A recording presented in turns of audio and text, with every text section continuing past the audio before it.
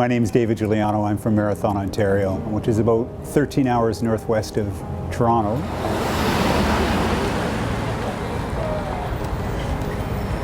Now, see, in Marathon, they would have stopped by now. I mountain bike, I kayak, I cross-country ski. Great thing about where I live, I can do that every day if I want to. My wife's name is Pearl. We've been married for 35 years. Good, I got that. But we've been together since I was 15, and she was 17. We started dating in high school.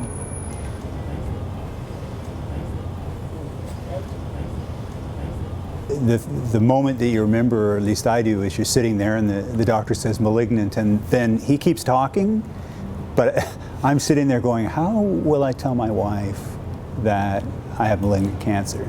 I really didn't hear much after he said that. So I had fairly major surgery where they replaced bone here on the side of my head with my clavicle from my back and skin from my back as well.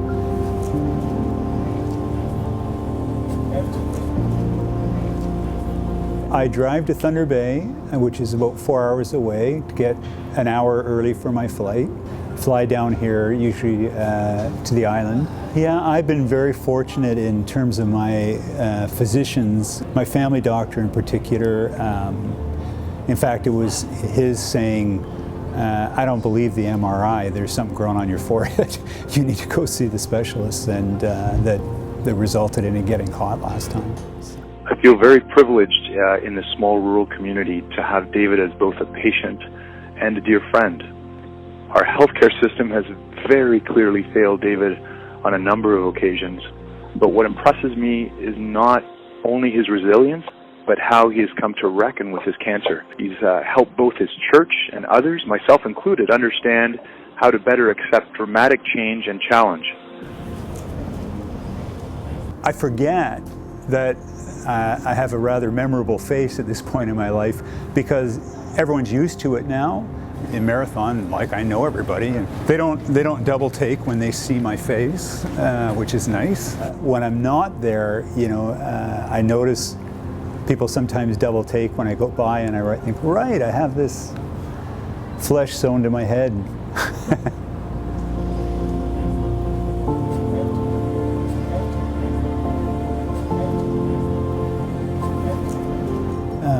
In the case of cancer, so many people die having lost the battle, and that doesn't feel right. It doesn't feel respectful.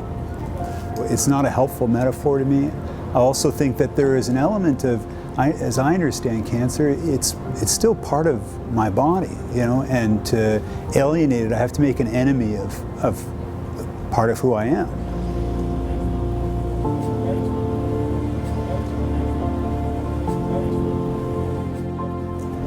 We're very focused on the cure, right? A good outcome is the eradication of the illness, whatever it is, or the fixing of it. But there's also a broader term of healing, and they're obviously interrelated.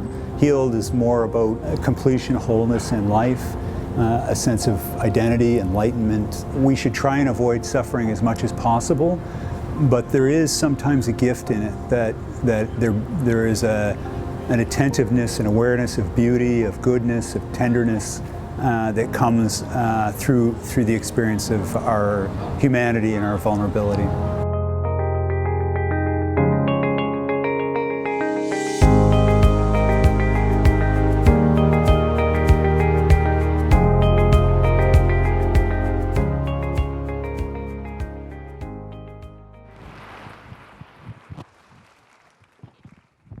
Let me recover my mic.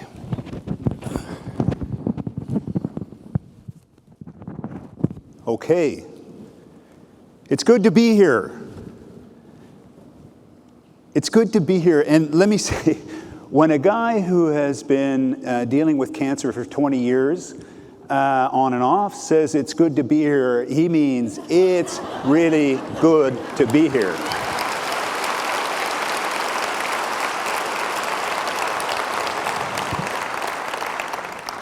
And it's really good you're here too. As Joshua was saying, it's amazing to see this great crowd and a crowd beyond this crowd that is committed to improving, transforming the way people like me experience healthcare. In fact, it occurred to me earlier this week that there are in this room right now, and certainly with the additional 1,000 people who wanted to come, pretty much the population of the little town I live in. And I've been sort of fantasizing about, wow, can you imagine if everybody in my town was getting together to make this happen? What an amazing thing it would be, and you bring so many skills and experience to it. So I'm hoping that in some way I can share some things. As I understand it, my role is to share with you some perspective of what it is to be a patient. What's going on in my life and perhaps in others between our encounters with the healthcare system. You see, we know, patients know what's going on with you, healthcare providers, between appointments because we've watched at least 12 seasons of Grey's Anatomy. And I understand it's just like that. But what I want to do is narrow it down a little bit more because there's so much we could talk about. And what I want to talk a little bit about as we go forward is what are the metaphors and stories that we use to talk about our illness and how they shape who we are and how we encounter you as healthcare professionals and how we go forward. And I think we do it, many of us, without even knowing that we're doing it. We're using metaphors and stories to sort out this thing that's happening in our life. Well, one of the things is I had a lot of damage by radiation to my saliva gland, so I'm going to drink a lot of water while I'm here. I need to say two things before I get into that, though, and the first is this. Suffering is part of the human experience. Suffering is as much a part of the human experience as joy, as falling in love, as being creative, of needing to go to the bathroom. Suffering is part of life, and it seems almost unnecessary to say it because we all know it, but we live in a culture that has this idea that suffering is an anomaly to human experience, that it's something that happens to some people who are unfortunate. But the truth is, from the moment of birth, we are experiencing psycho-emotional, spiritual, physical suffering at various times in our lives in different ways. I've never had a baby, but I've been there twice, and there seems to be some discomfort. That's the only place I haven't heard a doctor say or a nurse, there's going to be a little pressure. A pinch. Suffering, and imagine what it's like for the baby, you know. Suffering is part of our experience, and theologians and philosophers throughout history have tried to answer the question of why that is, and I have some thoughts on that, but that's not what I'm going to talk about today. What I want to talk about is how we make meaning of suffering as human beings. How we make sense through stories and metaphors of our suffering. And the second thing I need to say, and Seema did a great job of highlighting that in the video, is that although we use them interchangeably often, cure and healing are not quite the same thing. Cure, as I understand it, is the elimination of the illness or the injury, the repair of some disease, and it's important. Healing is something that has a more global sense, a more all-encompassing sense. It affects all of who we are as a human being.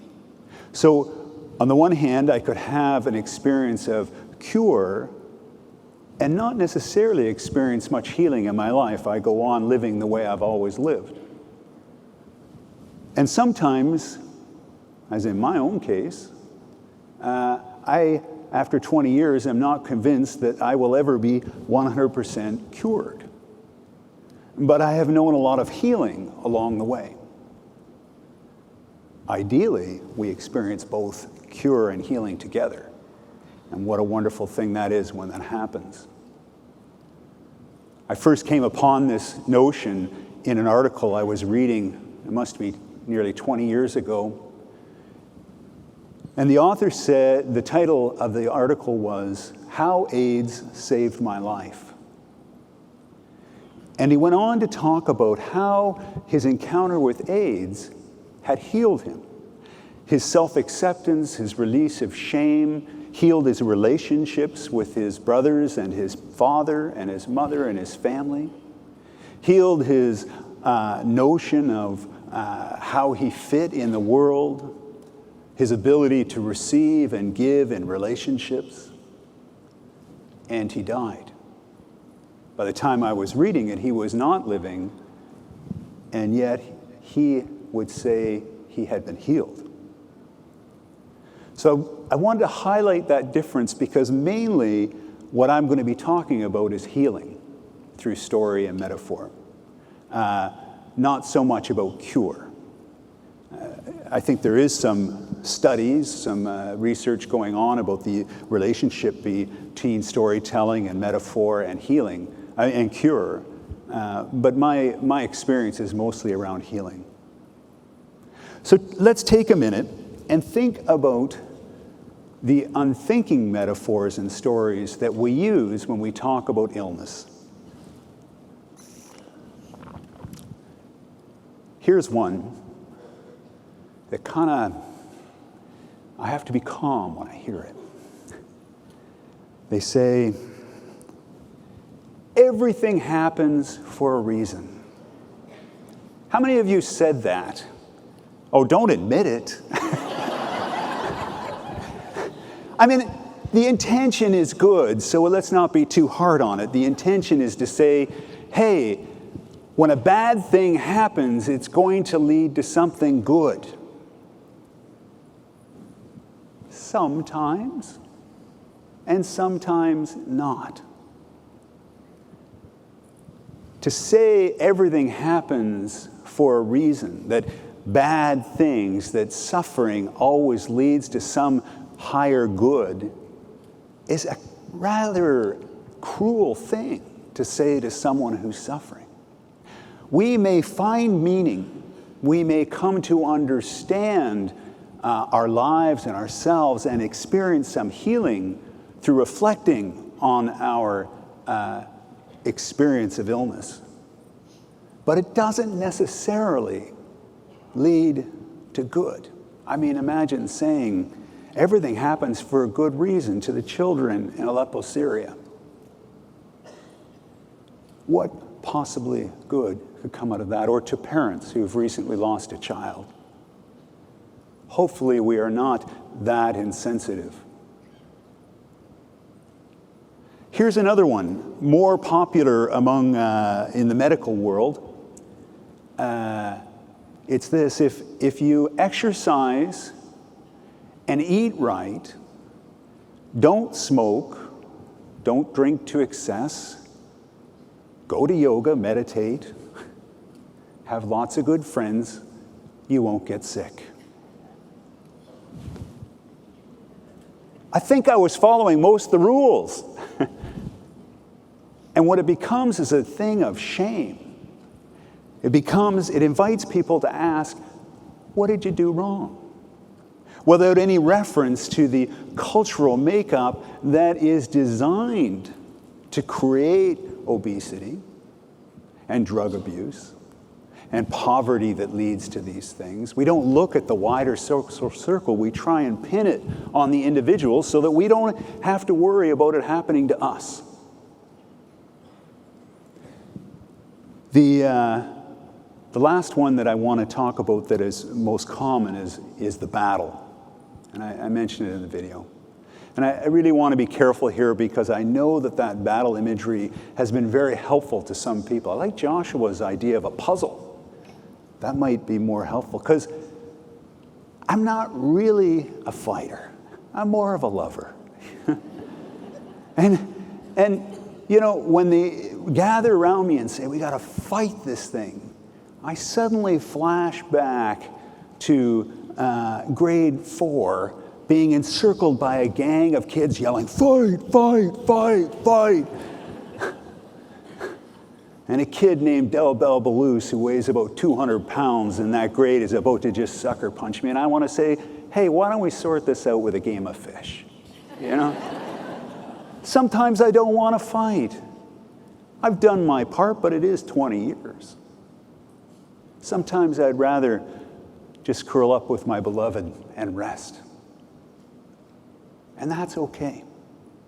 And as I said in the video, I don't like it too because I've read too many obituaries that begin after a long battle with cancer. So-and-so has died. So-and-so has lost the battle. It's somehow their failure, and they die a loser. What a horrible, horrible way to use that metaphor. All metaphor has limitation, but that's one of the huge limitations. And for me, it's this idea that, as I understand cancer, those cells are part of my body.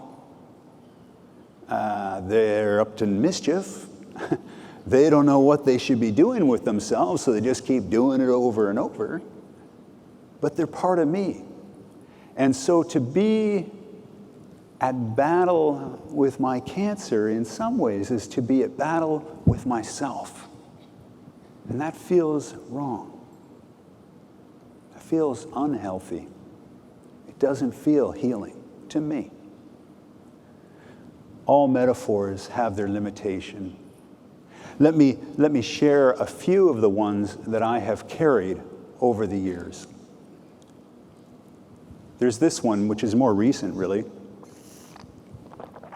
I mentioned in the video, people, you know, in town are kind of used to my face. But when I'm in Toronto, I really enjoy. I always make a point of getting a table by the window with this sign. You may have noticed that I like to say I'm the poster child for the difference between plastic and cosmetic surgery. I have had plastic surgery. But I like to sit in the window, especially if I'm meeting by myself and I don't really like to read a book. And I can watch people going by and they go like this. And they're sort of startled by my face. People who know me better or others, they just don't quite know where to look when they're talking to me. But they don't want to mention, man, your face is kind of messed up. Kids, though, are fabulous. And the first time this happened, after the first surgery over here, the back and shoulder blade sewn on there, this little boy comes, looks at me, he says, what happened to your face? That's cool. And without thinking about it, I went, wolves. I was attacked by wolves. And the little boy, you know, they know. They're not stupid. They're like, really? The parents are behind saying, okay, you're coming to put him to bed tonight, because... So I always have to confess. I have to say, well, actually, I have cancer, and I had this surgery. And that seems to relieve everyone. But in my mind, let's face it, even where I live, you're more likely to get cancer than be attacked by a pack of wolves, you know? But they don't want me to frighten their child. I don't know.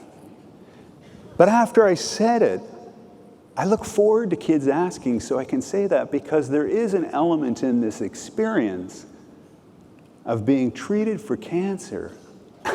It is violent and frightening. And it messes your face up a bit. I've said before, I've never suffered a minute from my cancer, but the treatments have kicked the shit out of me. So that's one of the metaphors that is helpful to me. To be aware, to be able to say truthfully, this is hard, this is painful, there's an element of being attacked in it. And for me, that's been healing. I'm not suggesting it is for anyone else.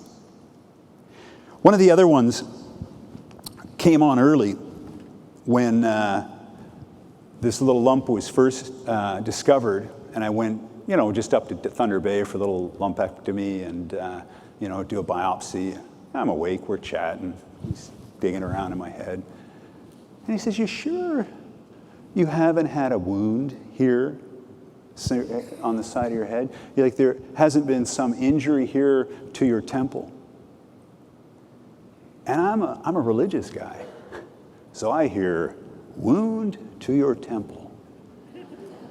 I'm like, no kidding.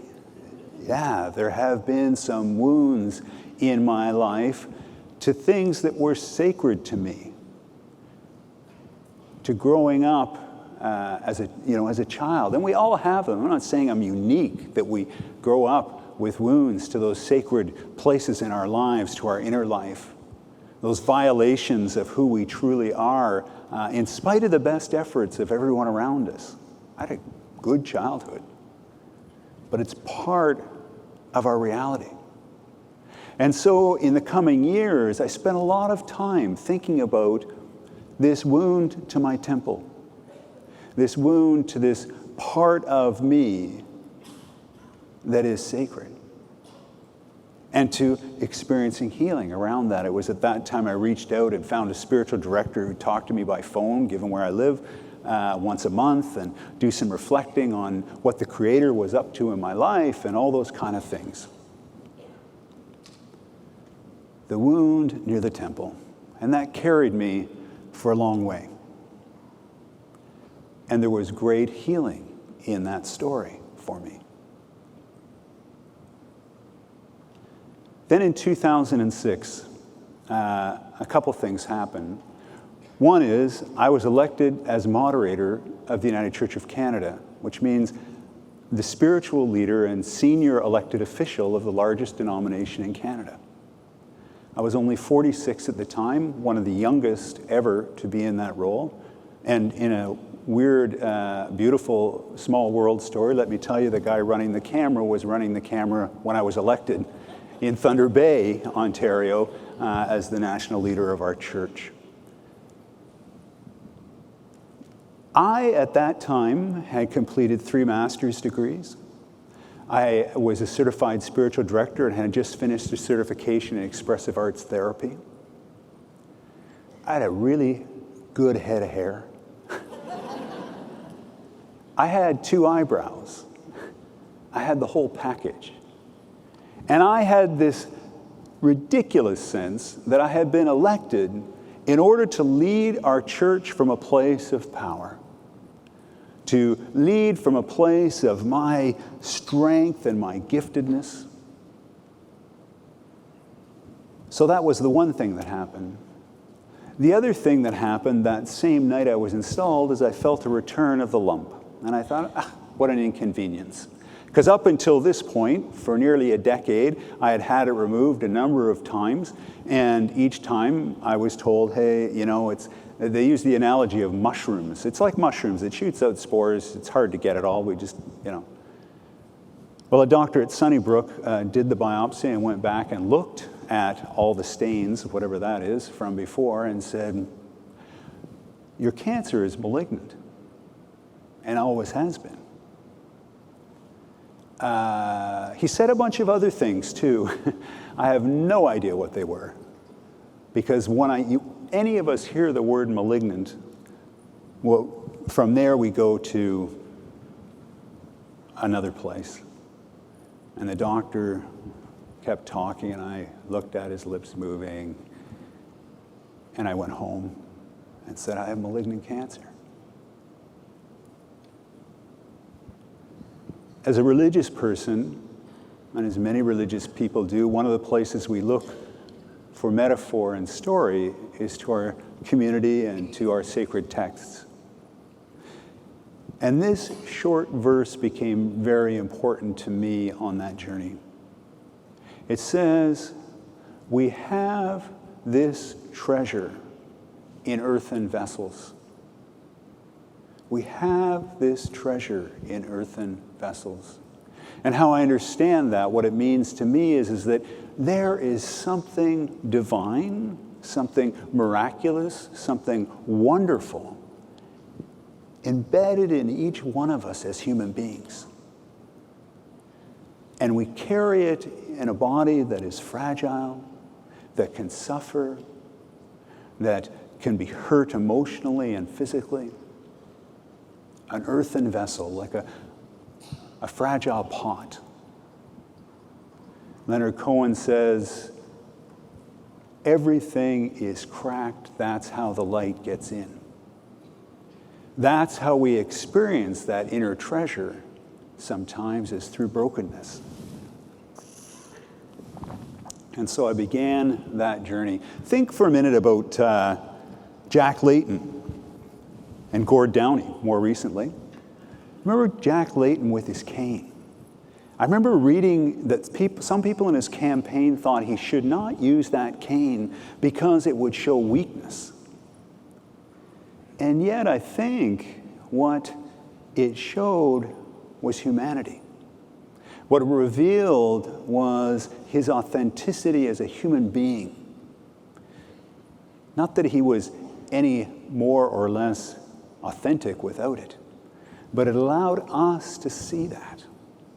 It allowed us to perceive that.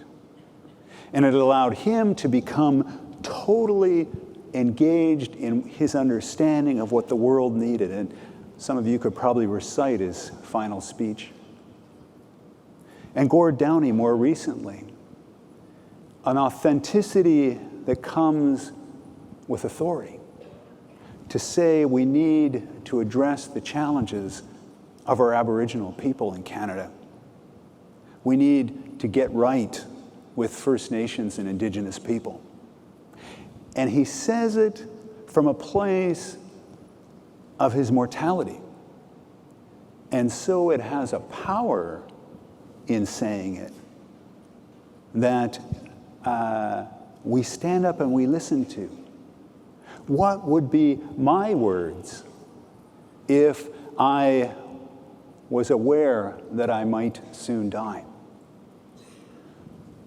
It has a power of vulnerability, as Brené Brown talks about. If you haven't seen her TED Talk on power of vulnerability, Google it and watch it. It's fantastic. So at that time, I began to think about what does it mean to lead from a place of fragility, from a place of weakness. I got the conference table out of my big office down there at the Islington subway stop in the tower there and put a couch in because I had to lie down a lot. And I talked to people on the phone. And I went every day for 8 weeks for radiation treatment. One of the things it did is connect me with the suffering of others. It breaks us open to that light gets in. And I found during my time of radiation treatment, there was a man I'll call Rick who panhandled at the subway station right there at college and university. And every morning I kind of got in the habit of stopping and having a chat, and I'd give him, a loonie or something. We'd sit on the sidewalk together and have our kind of daily check-in. Like, how you doing? How's it been going? And he'd tell me at the end of the month one time, he says, I'm going to be gone for a couple days. Like he needed to let me know that he wouldn't be there, He says, I get my check and there's something I have to do. I don't like that I do it, but I got to do it. I'll see you when my money runs out, usually a couple of days. And we'd talk and we'd share our story, and he'd always ask, how are you doing? How's it going? And when he noticed all my hair falling out on one side of my head, and then I'd shave the other side off, he came and he reached into his bag and he said, I had 2 of these. I brought an electric razor for you. Made me want to cry. To be connected in a way that I could not have been connected if I hadn't experienced my own vulnerability. And I used to go walk along the Humber River in a park there, and it was like a mystical experience. Suddenly the trees I could finally see and understand that they were the lungs of our planet. And another time I passed 2 women who were embracing, and they were both crying, and I felt like I had stumbled upon some sacred moment. Or an old man who rode a bicycle down that I think must have been just about as old as him, with a wicker basket and a fishing rod in the fall, and fished for the salmon that were coming up that river. I was awake. I was present to something that I could not have been present to from a place of strength, from a place of power. And so that metaphor of having this treasure in a broken vessel became mean so much to me. To be able to talk about the weakness and how, as Cohen says, the light gets in through those cracks. A powerful thing. Well, I went for quite a while without treatment, getting my annual or biannual MRIs, and in spite of the fact there was this knob growing on my forehead, and I'd say, "That's in the scope of the MRI, right?" And they say, "Oh, yeah. And kept getting a clean bill of health for a couple of years, and the lump kept getting bigger, and I kept saying, "Well, they know what they're doing." And I was at a wedding with Ellie, my doctor. We were having a good time, and the next day he came over and he sat on our back deck with me, and he said, "I don't like the look of that lump on your forehead." I said, "No kidding, I feel like I'm going to grow a horn, like it's just..." I said, "But the MRIs are always clear." And he said, "I don't believe the MRI." And the first idea that came into my head is the journey begins again. That I have to go back on a path that I thought I had left behind. There are, in my tradition, 4 paths to enlightenment, to union, to fulfillment. If you want to use religious language, maybe salvation or something. One path is the path of joy, where we experience the wonder and miracle of life through joy and love and excitement, celebration. Another is the path of transformation. That is, we become engaged in social justice. We become engaged in transforming the world in a powerful way, and through that, we experience our connection with humanity and with the wonder of the universe, with the Creator. Another is through creativity, the arts and music. Through engaging in creativity or experiencing the creativity of the others, we encounter something of what it means to be human and whole and healed. And the other, and this is the strangest one in our culture, is the path they call the via negativa, the negative path.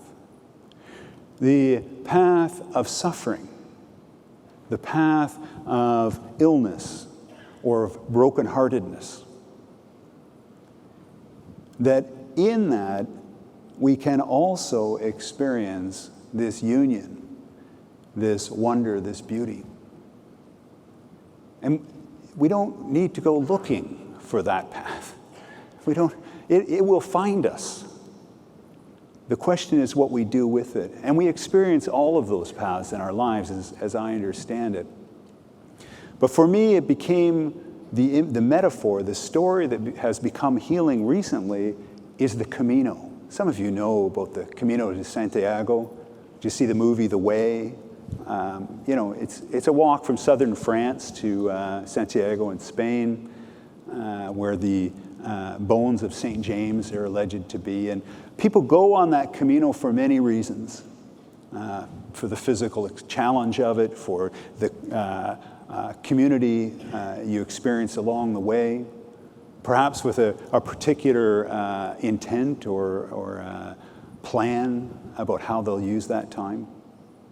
And there are all numbers of Caminos or pilgrimages or ways, right? We go to Jerusalem, you go to Graceland, you go to Disneyland. I mean, people have places that they go to because they expect to experience some kind of fullness. And there is a path of the negative. And I've been reflecting on that, using that metaphor recently to talk about my experience, to talk about the hard walk, the long walk that the Camino sometimes is. To think about the companions that we meet along the way and how they lift us up and how we learn from them and how we open ourselves to one another as we walk that way. The pain of it. People talk about really wrecked feet on the Camino de Santiago. The hospitality that we're dependent on, because you can't carry everything you want with you along the way. And illness is like that. Particularly chronic or ongoing illnesses, you have to set some things down that you spend your time. It's amazing how all the things that feel really important don't add up to much when you're thinking about, I might die. That's the via negativa. That's this journey that I feel like I'm walking at this point in my life. It's the metaphor and the story that I find healing.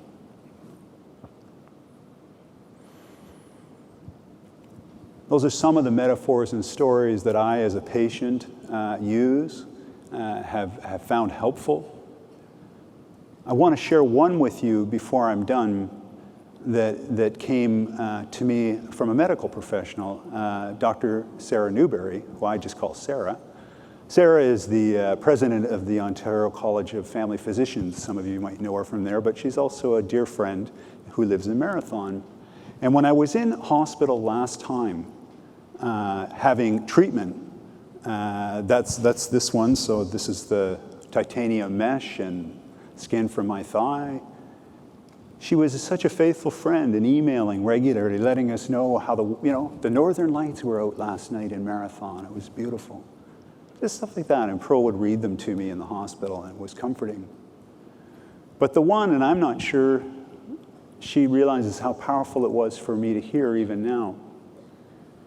One of them said, David, I hope that all the people who are caring for your medical needs understand that what they are engaged in is an act of love. Imagine the transformation that might happen in healthcare if we could seriously live out the story that the healthcare we're receiving and giving is the embodiment of love. I know that sounds flaky in the midst of, data and stats and plans and strategies. But somewhere to all of that, there has to be a core that shapes everything else.